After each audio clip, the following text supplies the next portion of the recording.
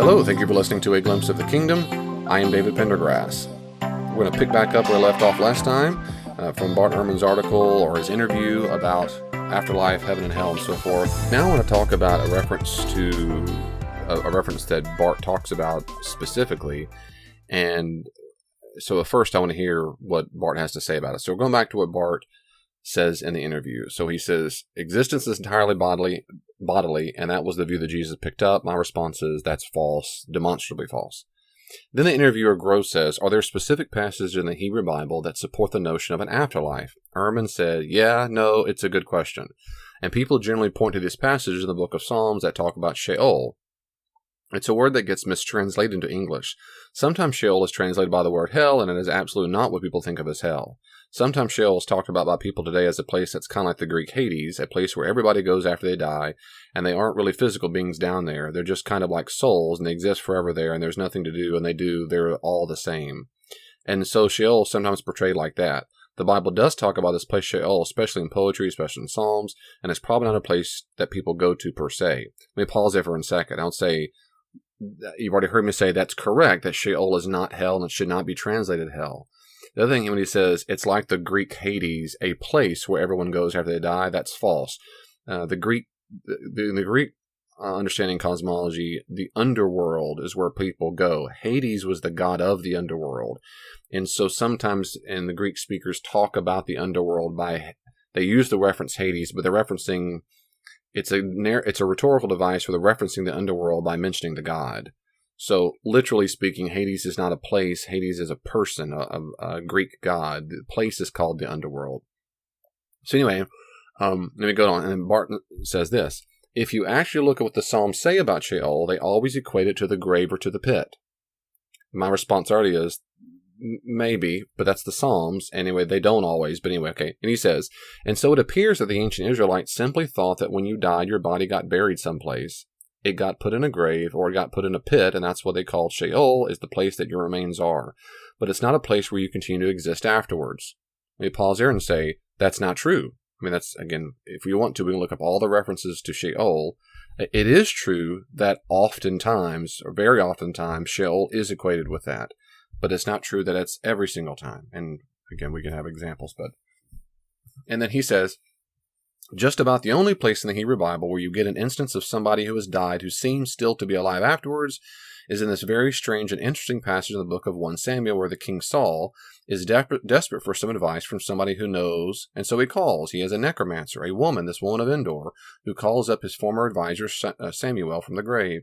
So she holds a kind of seance, and Samuel comes up and is really upset that she's called him from the grave, and he gets upset with Saul for doing this. He predicts that Saul is going to die the next day in battle, which he does. And so people point to this as an example. And right, it kind of seems like when you read it, when you just kind of simply read it. But if you actually read it carefully, it doesn't say that. What it says is that Samuel came up, but it doesn't say where he was, and it doesn't say if he was living at the time. It looks like before he was raised up, it looks like he was simply dead, and he was brought back to life temporarily, and didn't appreciate that, he laughs, and so he was upset. Now let me pause there. Let me talk about that text for a moment. There's a whole lot there. 1 Samuel 28 is a unique passage. It fits perfectly in the ancient cognitive environment of the time.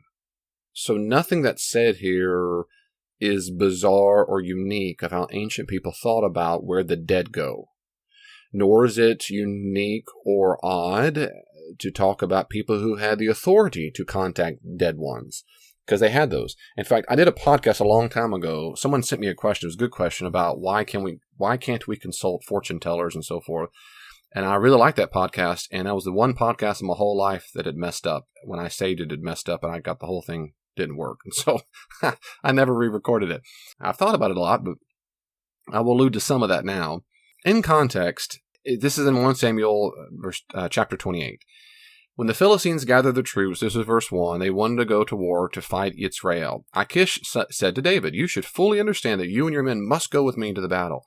And David replied to Achish, that being the case, you will come to know what your servant can do. Achish said to David, then I will make you my bodyguard from now on. Like, you'll see I'm a big dog. Now Samuel had died, And all Israel had lamented over him and had buried him at Ramah, his hometown. In the meantime, Saul, had removed the mediums and magicians from the land. The mediums and the magicians. Now, the medium word, this is where it gets interesting and technical. In verse 3, the word for medium is actually it can refer to a person. It can refer to a person. But a lot of studies demonstrate it doesn't refer to a person per se, but a kind of pit. A kind of pit. That is, and it's a kind. Sounds bizarre to me and probably to you, but nevertheless, it is the case. It refers to a pit that certain people use to conjure the dead or speak to the dead, and so oftentimes they called the person pit people, you might say. And that's what's going on here. Now, I'll talk about that in a second, too. But, and then, of course, you might say the word magician or someone who conjures up dead people, a soothsayer, someone who can speak to dead ones from the land. So in this point, he's saying Saul has banished these people. There's a class of people who have a job, like people who are technicians or cable people or doctors or nurses. This is a job. A job you could hold, a job you could have. One job you could have is that your job is to talk to dead people. Now, today we still have these people, supposedly, people who can speak to the dead ones. I have TV shows. Well, this is a very, very ancient concept.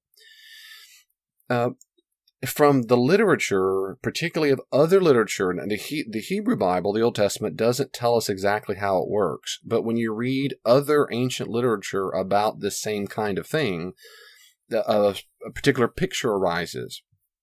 And that is, this person would take a special tool and they would dig this special hole, this pit. And the assumption was they're basically digging a portal to where the dead ones live, to Sheol. We don't know. They would have picked some kind of sacred spot. And then that spot is where it unleashed, it was a portal. It reminds me of a movie. I will be so impressed if you actually know this movie. There was a movie that came out in the 80s called The Gate, and it was an indie film. I can't believe I saw this when I was a kid. It's really weird. But these kids, their parents are gone, and there's a hole in the backyard, and they start digging. Come to find out, it's a pit to hell, and these little bitty claymation things come out, and it was really spooky. But I bet my friend Ryan knows that movie because he loves all movies. But I'll be impressed if he does. I'll be so impressed. Anyway, so it's like that. These people could dig these pits with these special ritual tools, and the idea was that these pits allowed access to the Sheol place. That was their job. And in Israel, they had been banned. Now, the chief reason why these people were banned, and other people who had similar jobs, and you could sometimes translate these other terms, they do in the Greek translation, they're called ventriloquists, because the idea is that sometimes the spirits of the dead would speak through the person, and that depends on the context. The reason why they're banned in ancient Israel is because they don't want people consulting them to find out what to do with the future. They want the people to consult Yahweh. You're supposed to go to a biblical prophet. God either reveals it to you, like inside your mind or heart, or he speaks to you, or you go to a biblical prophet and you say, hey, what should I do? And then God, Yahweh, speaks to them. What Yahweh does not want these people to do is to consult any other source to find out what to do with their life, what to do with their ministry, what to do with battle, what to do in any way ever. That's the whole point. And so these people are outlawed. And the fact that they are outlawed demonstrates, A, that kind of job existed, B, that the ancient Jews used them.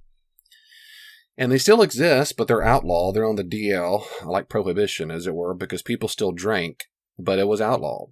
So in the context, what's going on is Shaul had kicked them out of the land, okay? But in verse 4, so we're in 1 Samuel 28:4, the Philistines assembled, they came and camped at Shunem.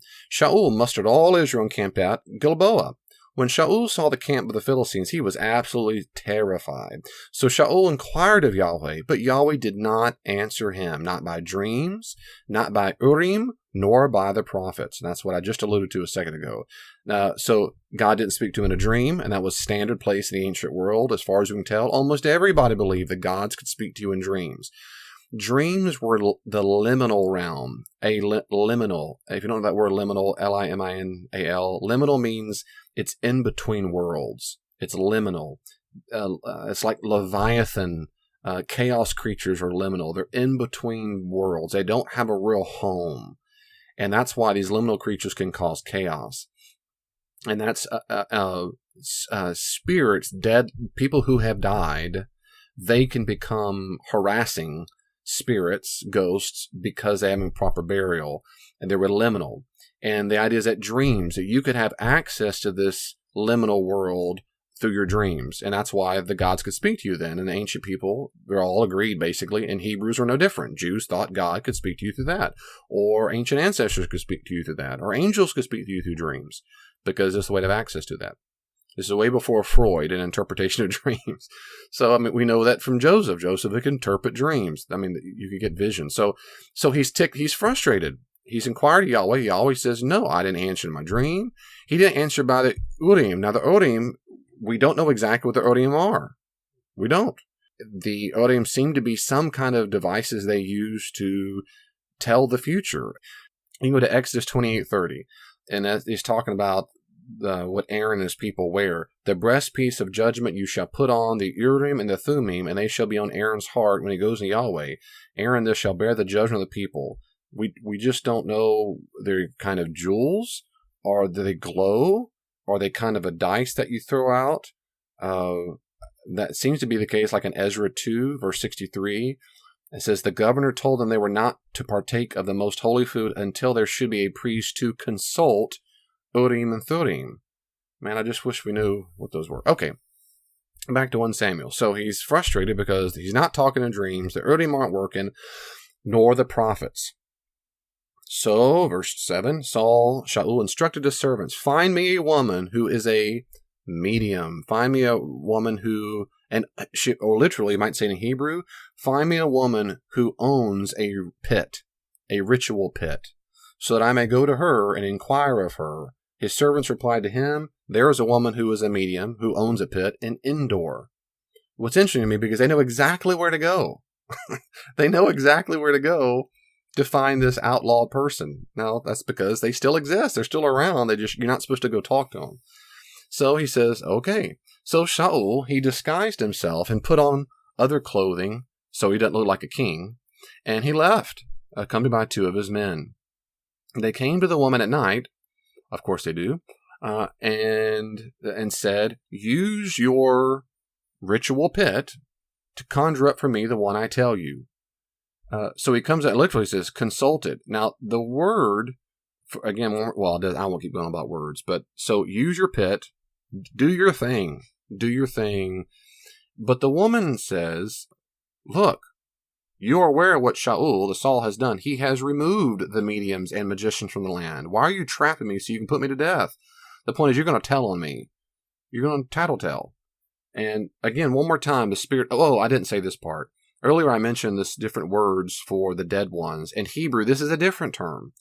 And it's Ov. You can say it Ov. You can say it with a hard TH if you want Ov. These are the spirit of the dead ones. It's not Nefesh. It's not Ruach. It's a different term. But it is a term for the spirit of a dead one. Okay. So she basically says, don't try to trick me. You're trying to get me in trouble. If I do this stuff, they'll put me to death. Verse 10, Shaul swore an oath to her by Yahweh. As surely as Yahweh lives, you will not incur guilt in this manner. Now, that's exactly what you're not supposed to do. You're not supposed to swear an oath by God in certain parts of the Old Testament, but other times people do it. Okay. He says, you won't incur guilt. That is, I'm not going to tattletale. Verse 11, the woman replied, who is it that I should bring up for you? He said, bring up for me Shamuel. So that's it. Who should I bring up for you? Now, so far in the cognitive environment of the ancient world and the context of this text, it is very, very, very likely that this is a normal routine thing for people who control these ancient pits. But if you read Bart Ehrman and that interpretation, the idea here now is that she's about to literally resurrect the dead or resuscitate the dead, which means they would have had to gone and found the spot where Samuel the king the prophet was buried to bring him up. But there's no indication he goes to that at all. We have every indication here that he went to Endor. he went to Endor to go find this woman to bring him up. So remember, Samuel was buried in Ramah. That's in verse 3, his hometown. But he goes to Endor. Now, unless you want to think they went all the way back to Ramah to do it, but the text doesn't say that. It doesn't say that. In fact, he goes to Endor and says, do your thing. So the likelihood is she digs a pit, or she already had one. I don't know. And he said, who should I bring up for you? And he says, Samuel. Now, she doesn't realize which Samuel it is. She just thinks, his name is Shemuel. Okay, cool, no problem. But then verse 12 happens. When the woman saw Samuel, she cried out loudly. The woman said to Shaul, why have you deceived me? You are Saul. Now, where she realizes this guy looks like Samuel. Oh, it's that Samuel. I mean, you must be the king. Now, the king said to her, don't be afraid. What have you seen? What have you seen? The woman replied to Saul, this is interesting here, I have seen one like a god. I have seen, literally it's in plural, I have seen of the gods, and it's Elohim. And she probably, there's a couple things. I have seen of the gods, really is what it says, coming up from the ground. Now, what is interesting is when you look at that in the ancient world, it is very often the case that the ancient people who have died, ancient ancestors, ancient kings, they are often called Elohim, gods. These are spirit beings that lived on. So this fits the ancient cognitive environment perfectly. I have seen of the gods coming up from the ground. It doesn't mean I've seen Yahweh, the God. It means they use, you might say, lowercase g gods coming up from the ground. And that's what she's saying. Her point is, I've seen this dead being. I've seen it coming up from the ground. And now he said to her, remember, because he said, first, he can't see anything. Only she sees this. Now, not because a skeleton bones popped out of a grave. Think how disgusting that would have been. No. She sees something, kind of like in a vision, you might say.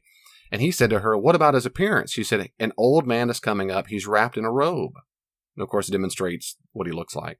Then Saul realized it was Samuel, and he bowed his face toward the ground and kneeled down. Samuel said to Saul, and then Samuel speaks, why have you disturbed me for bringing me up? And not, why have you resuscitated me? Why have you resurrected me? But why are you bringing me up? Saul replied, I'm terribly troubled. The Philistines are fighting against God. I've called on you to tell me what I should do. No one's going to answer me. And he says, why are you asking me? And he goes on for this. He basically says, you're going to die. He says, in verse 19, Yahweh will hand you over to Israel, you and Israel over to the Philistines. Tomorrow both you and your sons will be with me. Not cease to exist, but will be with me. Will be with me. Yahweh will also hand the army of Israel over to the Philistines. And he falls down. He's terrified. He doesn't eat or drink all night long. He's upset. And that's it. And then that's what happens. I mean, basically, he eats and drinks, but he does die the next day. So here's one example. So with due respect, when I hear Bart Ehrman's interpretation of this as it doesn't actually say that when you simply read it. It's actually when you don't simply read it. If you read it carefully, what is not going on is that his body comes out of the grave. She uses her pit to do what she's supposed to do as a pit reader. She consults dead ones, and he expects that Samuel expects that Saul and his army will be with him, not dead, but in some state of existence down in Sheol, which she has access to. And so this is one of many examples of my response to Bart Ehrman. So let's keep thinking about those things. I'm going to continue on in the next podcast, and we'll see what else Bart Ehrman says. Well, the conversation isn't finished. You can always reach out to me on social media. Are you on Facebook? I am too. @Glimpse of the Kingdom. Glimpse of the Kingdom on Facebook. Be sure to like it, and you can see updates there.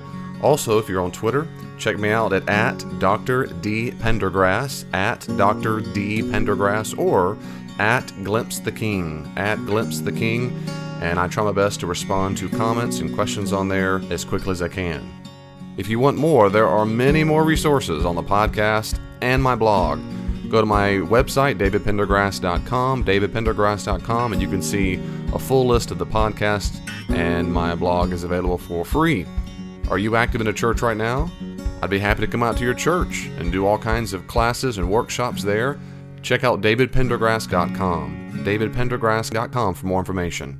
And may God in His great grace give you even just a glimpse of His kingdom this week. See you next time.